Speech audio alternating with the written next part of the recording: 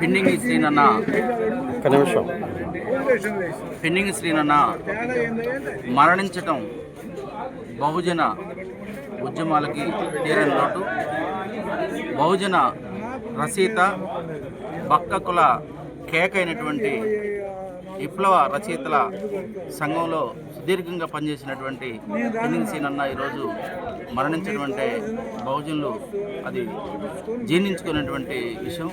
కాబట్టి ఆయన మరణాన్ని మనం అందరం కూడా ఆయన్ని స్మరించుకుంటూ ఆయన యొక్క పనిచేసినటువంటి తీరు ఏదైతే ఉందో అతని ఆశయాలను కొనసాగించుకోవడం కోసం మనం అందరం బహుజనులందరం కూడా కలిసికట్టుగా పనిచేయాలని కోరుతాం. నా పేరు సత్యం.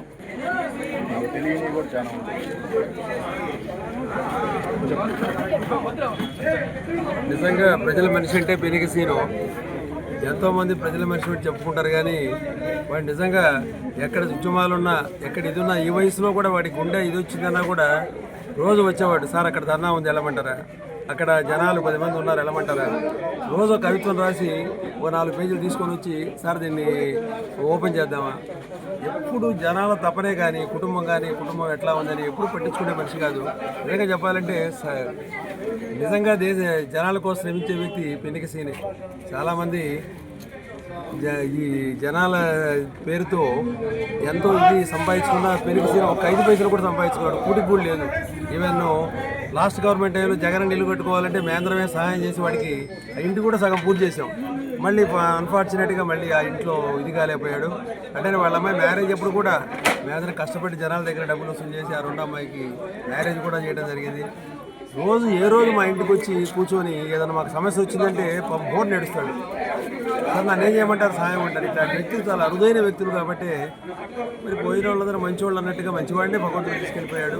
అందులో వాడు ఎక్కడున్నా కూడా వాడి ఆశయాల్ని కొనసాగించడం ప్రస్తుత జనాల యొక్క విధి. ఇప్పుడు జనాలు ఎట్లా ఉన్నారంటే ఎక్కడ ఎవరు డబ్బులు ఉంటే ఎవరు బాగా ఇది ఉంటే కులాలు డబ్బులు మతాలు తప్పితే మిగతా వాటి పట్టట్ల ఇట్లాంటి వాడికి గుర్తింపు తక్కువగా ఉంటుంది. ఇట్లాంటి వాడి సమాజాలు ఎక్కువ రావాలి, సమాజానికి అంతైనా ఉంది.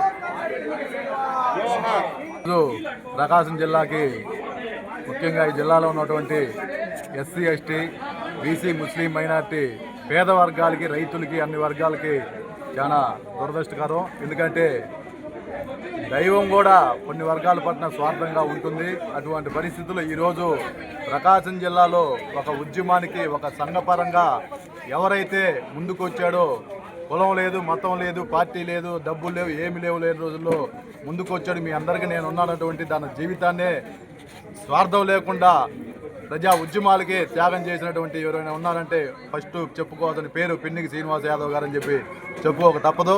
అటువంటి వ్యక్తి ఈరోజు మనల్ని అందరినీ విడిచి వెళ్ళిపోతున్నందుకు చాలా బాధాకరము. ఏదైనా కూడా ఇంకొకటి ఆలోచించుకోవాల్సిన విషయము. ఆయన మనకి